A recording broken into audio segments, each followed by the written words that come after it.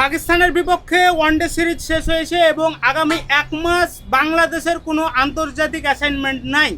অর্থাৎ আগামী 17ই এপ্রিল, আজকে আপনারা যখন ভিডিওটা দেখছেন আজকে 18ই মার্চ 2026 এবং আগামী 17ই এপ্রিল 2026 নিউজিল্যান্ডের বিপক্ষে প্রথম ওয়ানডের মধ্য দিয়ে শুরু হবে বাংলাদেশ নিউজিল্যান্ড 3 ম্যাচের ওয়ানডে এবং 3 ম্যাচের টি-20 সিরিজ। এখন যেটা আলোচনার বিষয় সেটা হচ্ছে এই 1 মাস কি ক্রিকেট থেমে থাকবে বা আন্তর্জাতিক ক্রিকেট থেমে থাকবে? অবশ্যই না, কারণ এই 1 মাস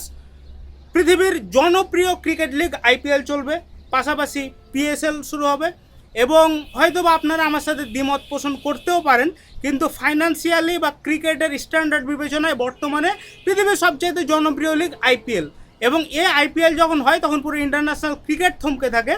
আইসিসির নিয়মটা এরকম, একপাক্ষিক একটা সিদ্ধান্তের মধ্য দিয়ে যাচ্ছে এই মুহূর্তে আইসিসি এবং খুব ছোটোখাটো অ্যাসোসিয়েট নেশন বাংলাদেশ জিম্বাবুয়ের মতো, বাংলাদেশ যদি ফুল মেম্বার নেশন তারপরেও বাংলাদেশ জিম্বাবুয়ে আয়ারল্যান্ড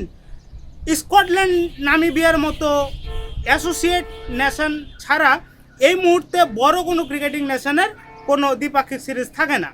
এবং নিউজিল্যান্ড যেহেতু আসছে বাংলাদেশে, সেহেতু নিউজিল্যান্ডও পূর্ণ শক্তির দল নিয়ে বাংলাদেশে অবশ্যই আসবে বলে আমার মনে হচ্ছে না। যদিও পাকিস্তান সিরিজ বিগত সময়ে নিউজিল্যান্ড বা সাউথ আফ্রিকা যারা ঘরের মাটিতে বাংলাদেশের বিপক্ষে সিরিজ খেলেছে, অন্তত সেই সিরিজগুলো থেকে যদি তারা শিক্ষা নিয়ে পূর্ণ শক্তির দল না পাঠায় তাহলে আমি অবাকই হব। কারণ আমি বাংলাদেশের ক্রিকেটের মান বিবেচনায় বাংলাদেশকে নিউজিল্যান্ড সিরিজে নিউজিল্যান্ডের বিপক্ষে হট ফেভারিট হিসেবে ঘোষণা না করলেও বাংলাদেশের মাটিতে বাংলাদেশের বিপক্ষে নিউজিল্যান্ডকে জিততে হলে তাদের পূর্ণ শক্তির দলের বিকল্প নেই। ইতিপূর্বে আমরা দেখেছিলাম বিভিন্ন সময়ে অনেক বড় বড় ক্রিকেটিং নেশন যারা আছে, অস্ট্রেলিয়া ইংল্যান্ডের মতো টিমও ইংল্যান্ড পূর্ণ শক্তির দল নিয়ে এসেও তো বাংলাদেশের 3 ম্যাচের টি-20 সিরিজ হোয়াইট হাউস হয়ে গিয়েছিল 2022 টি-20 বিশ্বকাপের পরপরই। 2023 সালের শুরুতে সিরিজটা ছিল। এবং যদি বলি যে নিউজিল্যান্ডও পূর্ণ শক্তির দল নিয়ে আসবে কি না, এই ব্যাপারে যথেষ্ট সন্দেহ প্রকাশ করা যায়, কারণ নিউজিল্যান্ডে অনেক ক্রিকেটার আবার আইপিএল খেলবে, সেহেতু আইপিএল থেকে তাদেরকে ডেকে এনে পূর্ণ শক্তির দল নিউজিল্যান্ড পাঠাবে কি না এটাও একটা চিন্তার বিষয়। আবার দ্বিতীয় কথা হচ্ছে যে এখানে একটা গুঞ্জন উঠছে, যেহেতু পাকিস্তান সুপার লিগ যেটা, সেটা কিন্তু আইপিএলের সমসাময়িক সময়ে চলবে, আগামী 26 তারিখ থেকে তাদের প্রথম ম্যাচ, সেহেতু এই পিএসএলে কিন্তু বাংলাদেশের আবার 5 জন ক্রিকেটার খেলবে। সেখানে নাহিদ রানা, মুস্তাফিজুর রহমান, শরীফুল ইসলাম, পারভেজ হোসেন ইমন, রিশাদ হোসেন, যেহেতু 5 জন ক্রিকেটার খেলবে, আমরা যদি দেখি পারভেজ হোসেন ইমন আমাদের টি-20 স্কোয়াডের মাস্ট থাকবে, সে একাদশে থাকার মতো ক্রিকেটার, সে তো স্কোয়াডে থাকবেই। বাকি 4 জন কিন্তু আবার আমাদের ওয়ানডে সেট আপের মধ্যে আছে, সেহেতু এই 5 জনকে নিয়ে বর্তমানে যে আলোচনাটা চলছে সেটা হচ্ছে